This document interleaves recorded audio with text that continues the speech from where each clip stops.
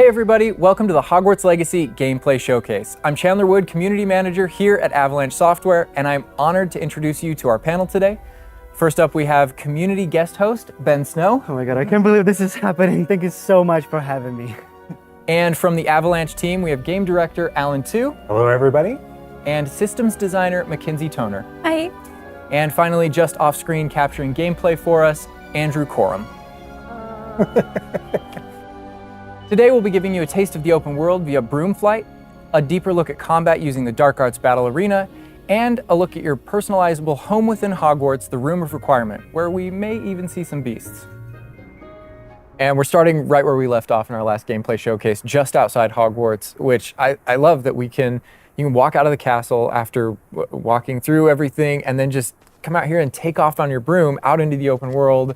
And Alan, I know that's something that you particularly like about Hogwarts Legacy too. Yeah, I'm a big fan of just being able to hop on the broom and go anywhere. There's something about kind of like the sensation of everything being open to you, and just I love the proximity that I can get to things. I love flying close to the ground, and I kind of wanted to talk about it just because I feel like the brooms are fun for me, not just because of all those feelings of exhilaration, but because they're not just I have a broom and it's done.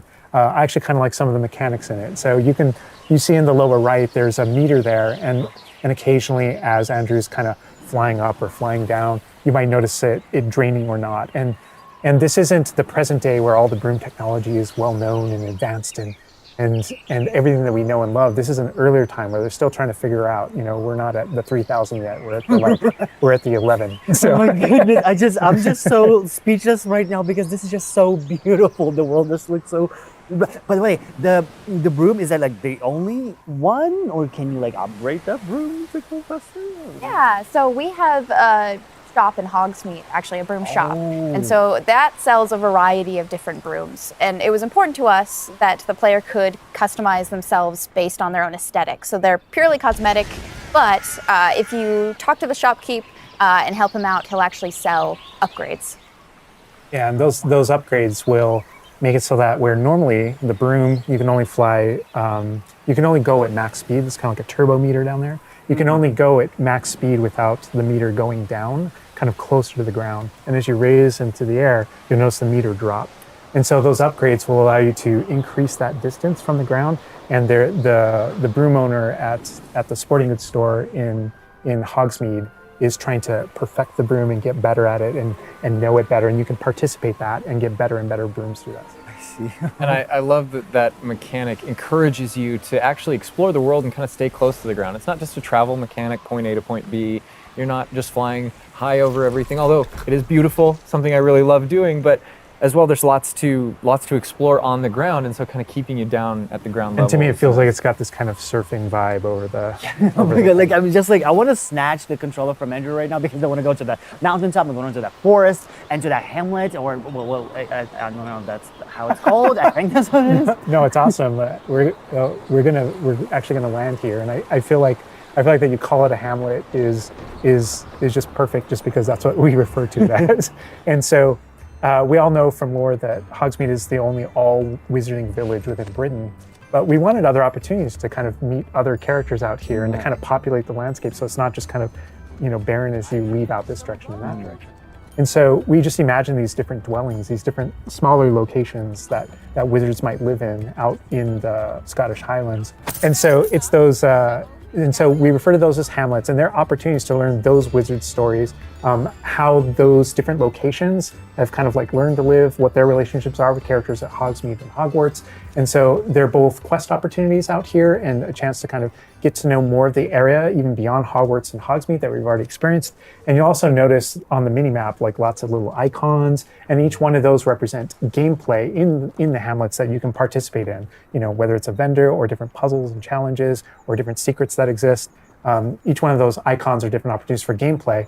And you'll notice that same thing as we venture out into the open world as well. So when you go out into the open world and you see those icons, whether they're on the mini-map or on your map or off in the distance, those things are opportunities to say, I want to increase my inventory capacity. They're puzzles left behind by old wizards, that you can solve that actually grant you those. If you see ruins off in the distance and you visit them, you might find opportunities to actually expand and learn about your ancient magic.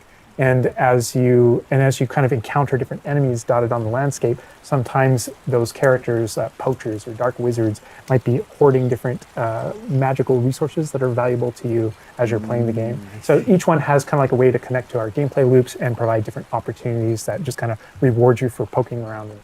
I mean, I right away want to just cover all of those points on the map just by going over there. Well, we've flown on a broom already, but there is something that we haven't done so far, and that is getting on our flying mount. We're going to hop on our Onyx Hippogriff here. The Onyx Hippogriff is our pre-order bonus.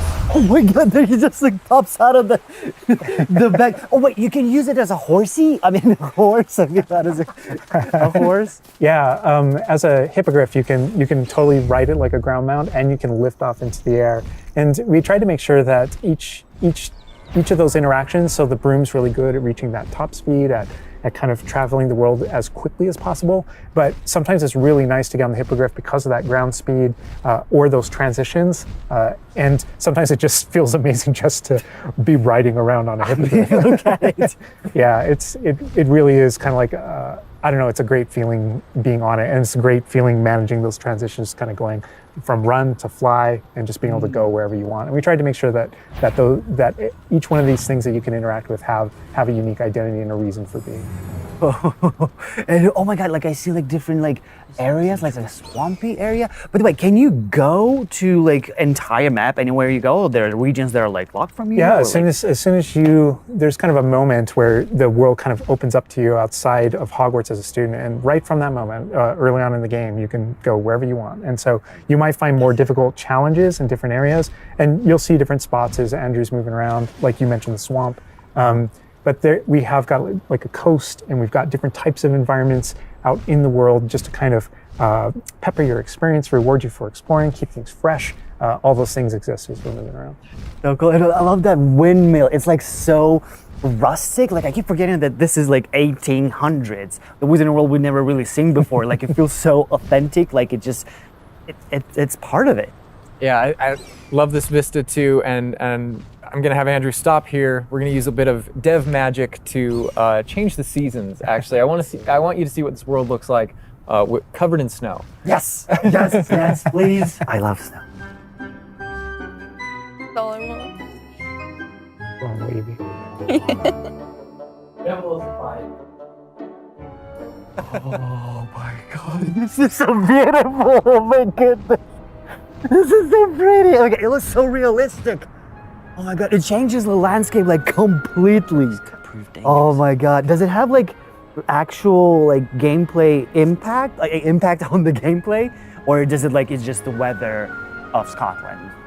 Yeah, we really use it as a narrative marker through the game. So as you're progressing through your main storyline, it was important for us to kind of like have those moments that kind of felt like when you're reading the books or watching the movies where, you'll see kind of like the title card winter and now the landscape has changed and you're really feeling that passage of time while you're a student, going through your year at Hogwarts.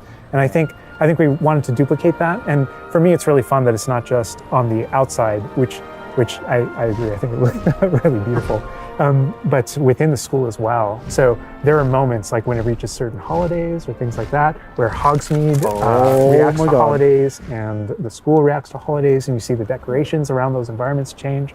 That really helped just kind of make me feel like I'm there. Right. Yeah. And it's not just for the seasons, those kind of vibe things. Like we have a day-night cycle, and that day-night cycle, even though similarly, like it's largely about vibe, when you go into Hogsmeade in the evening, there's less characters there. Around the school, you'll notice it kind of dies down and quiets down just when there's candlelight and students kind of like as you're walking through the halls. But in that day-night cycle is where we've kind of placed a few items where, whether or not you can collect them or whether or not you can interact with them that are a little bit restricted by the day-night cycle. And I love Andrew's flying up here, really high up on the hippogriff. And we're just looking at this view of Hogwarts in the distance. It's just absolutely beautiful. It's part of what I love most about flying around in this game, whether it's on a hippogriff or on the broom. No, I mean, you talk about going anywhere and things that you can see in the distance, and that's one of my I still can't get over, like, no matter, I played this so much, but I still can't get over the fact that I can see Hogwarts out there, and there's just something beautiful about knowing that all of the things inside of it, the classrooms, the students, the professors, all the places I can go, I can just fly my hippogriff, land in the courtyard, enter the front doors, and just walk, to the library, to class, or to greenhouse, or to my common room, that it's all contiguous and just kind of like one space is still exciting to me after all this I mean, time. I'm just I'm speechless right now. It's just absolutely beautiful. It's just, oh my God. As much as we want to spend a lot more time out here just flying around, experiencing the world, I think this is a great opportunity to switch over to combat. And last time we gave you kind of an intro to combat. This time we're going to really go a lot more of a deep dive on using the Dark Arts Battle Arena, which is part of our deluxe edition. All right, Andrew's got us in the Forbidden Forest, which is where the Dark Arts Battle Arena is.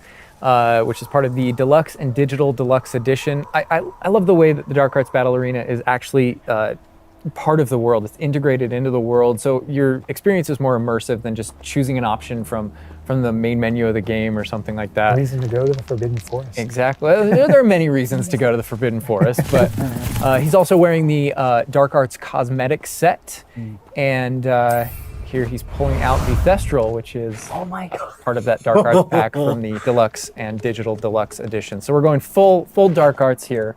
That's good. That's what I like going down.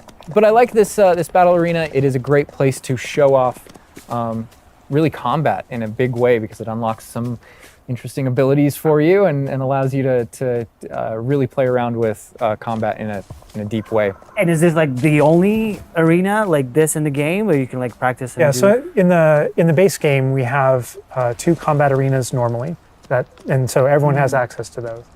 And each of the combat arenas are an opportunity to kind of just go through a difficult combat challenge, fight through multiple waves, in order to earn a different cosmetic for your character and add that to your collection.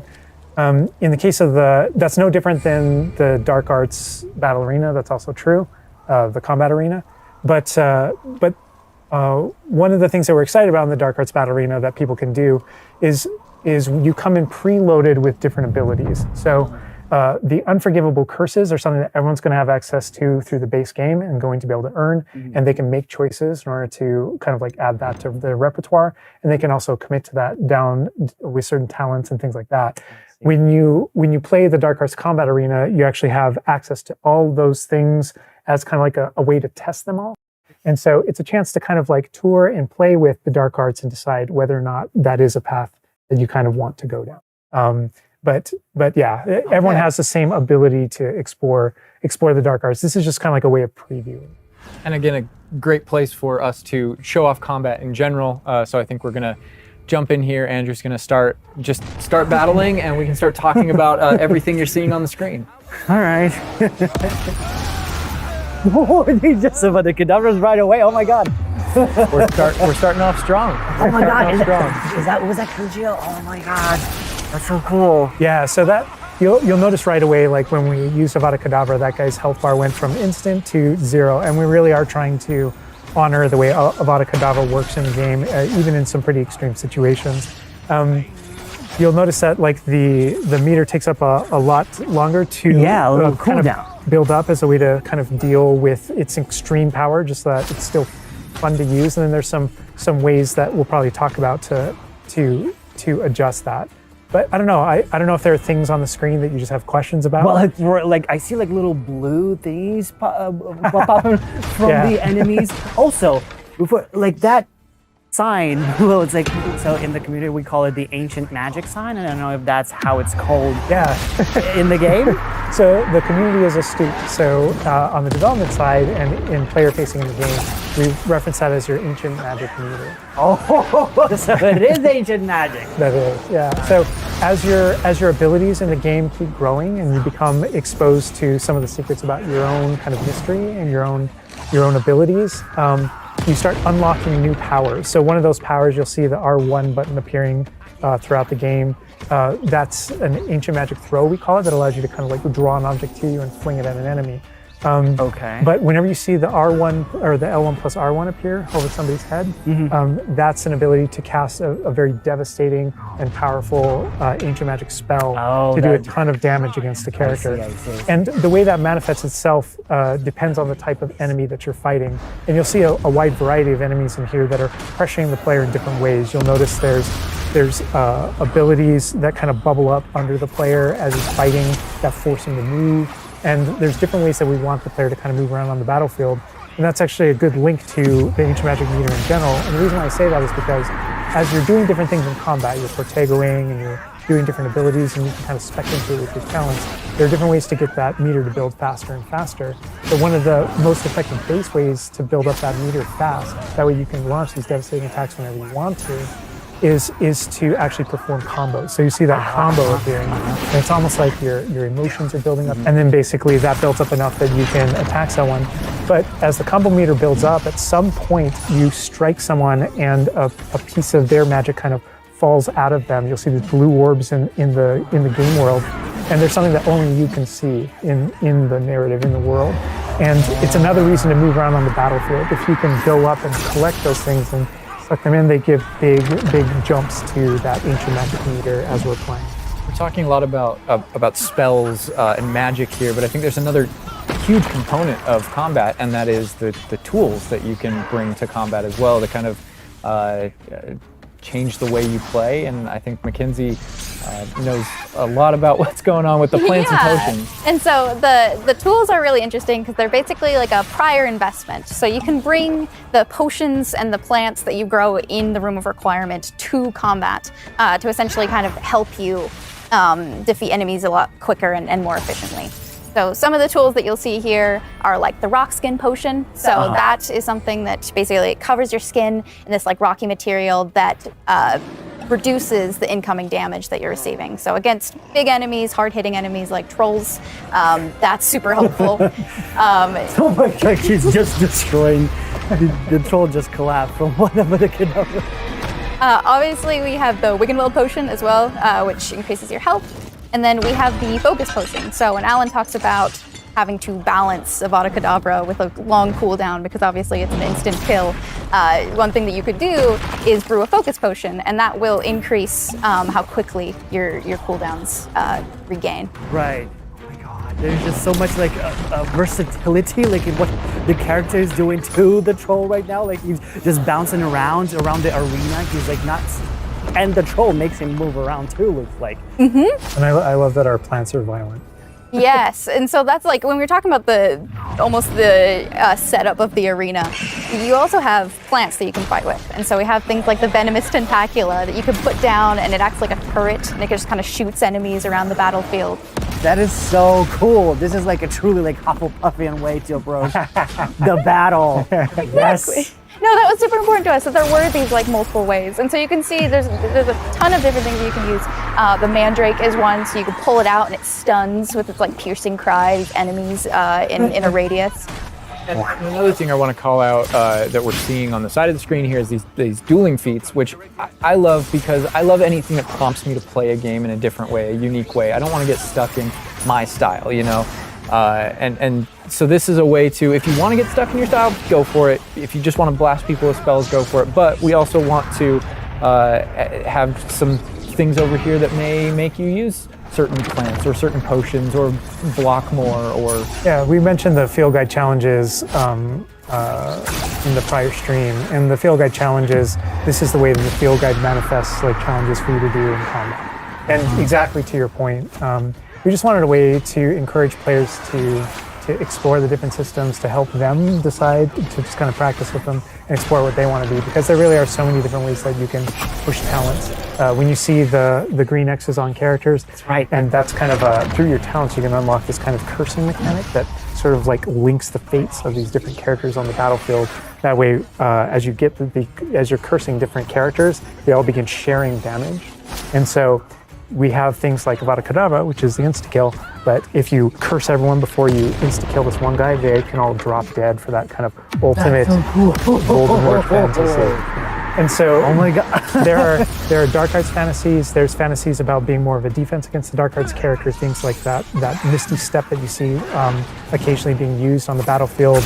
And we can also spec into our potions and plants to make them more powerful and more efficacious. So it's all about which type of player you feel like you are and whether or not you want to play with prep, on the fly, or with deliberation, and those are all different options. That is so cool because like it's like I see so much like going on the screen, just so much complexity, and I want to just try it myself, like which style works best. I mean, I feel like it's the dark arts is going to be the easiest route, but You're our ancient audience. magic, to be honest, feels like much more powerful than just the dark arts. Yeah. To be fair. And speaking of plants and potions, we're going to be putting the dark arts away, put those unforgivable Aw. curses away, and heading to the Room of Requirement, which is your home within Hogwarts, a personalizable space that actually has some utility as well, where you get to brew things and grow things and also care for some beasts. All right, Andrew's got us in the Room of Requirement, wearing, we kind of went casual mode on the outfit here, wearing a nice jumper. And I think that's a good jumping off point for the personalization of the space as well. Not just your character and the visuals of your character, but actually this space is a place that you can make your own. Yeah, it was super important to us that this space really did feel like your reflection as a wizard. So you can change the architecture in here. What? Different themes throughout, starkly different themes, to really just hammer home that this is yours. You Oh can my change- god, what?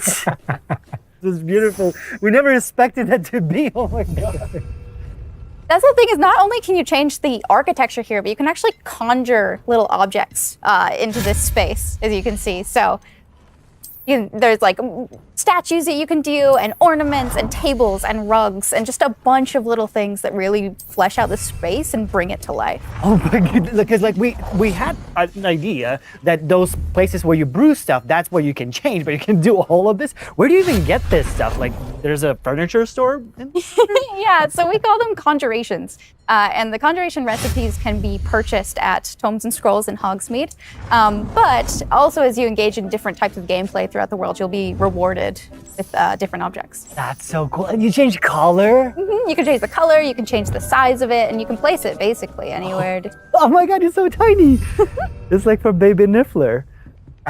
And I love how the system too is designed. It's not mechanical; it's immersive, and so you get the magical effect of conjuring it in, and you're actually doing this in the world as your character. But the way you've blended like that gameplay with the immersive design of personalizing the Oh my space. god, like, and I love the animation, how it like appears, you know, like it's not just like there, it's like it almost like it apparates. It is really quite beautiful, and that was the thing, is we wanted that to look really nice because the magic in the wizarding world is everywhere. It's physical, it's kinetic, and it's whimsical. We really wanted to nail that whimsy in this space.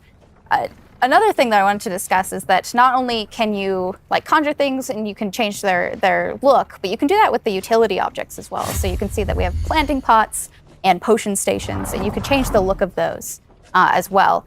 And these are the areas where, as we had mentioned previously, you'll be growing your plants, you'll be brewing your potions. Right. So while you're also doing these like kind of nurturing based activities, this is also the space where you would bring your gear to be identified and gear to have like rates put on it, which I believe Alan can talk to. Oh. Yeah, we keep bringing up appearance and how it looks, and on a, like in the game you can look like anything you want to whenever you want to, but the player will be finding different types of gear, that we call it, as you progress through the game. And essentially we just know that clothes and different items in the wizarding world can have different magical properties. And as you explore and as you adventure and as you defeat enemies, you're going to be finding different pieces of gear that have different abilities, and that can help you in your journey and are a major part of you kind of growing as a wizard and advancing as a wizard. And so There's a huge list. and not all the time, whenever you get a new piece of gear, you don't necessarily know exactly what it does. And so there is a station inside of the room of requirement that you can conjure. It's one of the first things you conjure, called an identification station, where you can actually bring that gear that you're uncertain about and learn what its abilities are. Right, yeah, that's so cool. And then as this space advances even further, and the space will eventually grow its own rooms, and you're going to get new recipes, like Mackenzie's talking about, all these different things keep expanding. And as it expands, eventually you're going to earn what we see here, which is called a loom. And when you set up a loom, it's an ability to essentially customize exactly which magical properties are on your gear and take any piece of gear and adjust its properties and to tweak what it does. And I mentioned earlier that you can make anything look like anything. The collection of appearances, we call it, or cosmetics, we've been referring to it in this stream. Those types of things you can use, and you can apply a look to any other look. So if you get a piece of gear, you put it on, you look like that, but you can change it to look like whatever you want. That's so cool. And like you can just put some ability to this sweater, but then you can just swap that ability. Yep, and appearances you can edit whenever you want in the gear screen. The loom is specifically about applying traits and applying larger upgrades that just kind of grant you greater statistical advantage or give you really specific abilities that blend in nicely with where you're trying to go with your combat fantasy or talents and things like that. Interesting. I'm just seeing that they're just like pumpkin fur, mooncalf fur. Where does that come from? Yeah, and so you'll notice that the ingredients that are used to add traits and to upgrade your gear are based around beasts. So this is where we get into the beast care section, which is inside this vivarium. Kind of bigger space on the inside idea. And so you can see here we have a couple of beasts out. We have a graphorn and a mooncalf and a niffler and a Kneasel as well. So quite a variety. Oh my God, he's just like a big puppy. They're so cute. Cuddling. Oh my God, they're together. Oh, that's so cute. They're adorable. And so part of beast care is petting them as well, but feeding them too. And so once you do those things, that's when they feel safe enough that they'll give you their magical ingredients. So mooncalf fur, niffler fur, etc. That can then be used in your gear. That is like so like intuitive because like you know that makes sense because when you touch the animals you get some fur leftovers. That's so. Oh my God. Yeah, and we really want to hammer home the fact that this is like a home that you're making for them. So in the overland, you can find these beast dens and rescue these beasts. Part of doing so is brushing them and feeding them food as well, and to build that relationship with your beasts.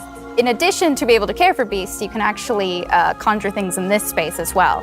The house, the cottage. Yeah, right.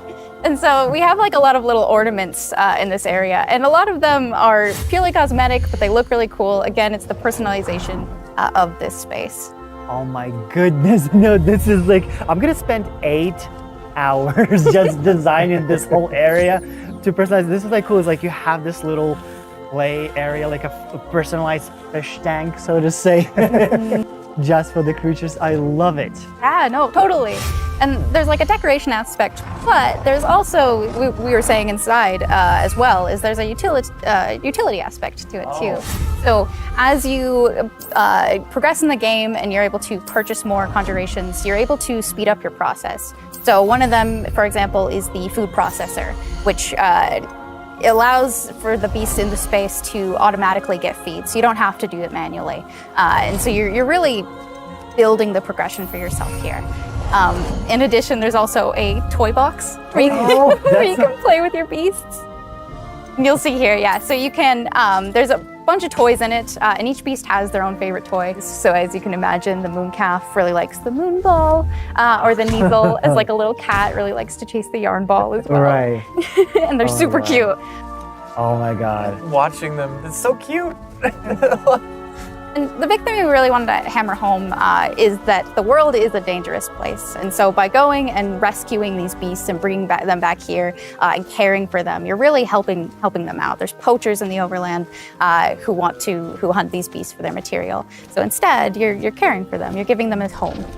Right. Oh my God, this graphorn is just gigantic. But he looks like my dog. He looks like my dog right now, for sure. You could actually name them as well. So like your dog. So getting back into that personalization, you know, yeah, we didn't want you to just like throw in, oh, here's a Graphorn in here. Like, this can be named whatever Andrew's about to name them. Bruce. The good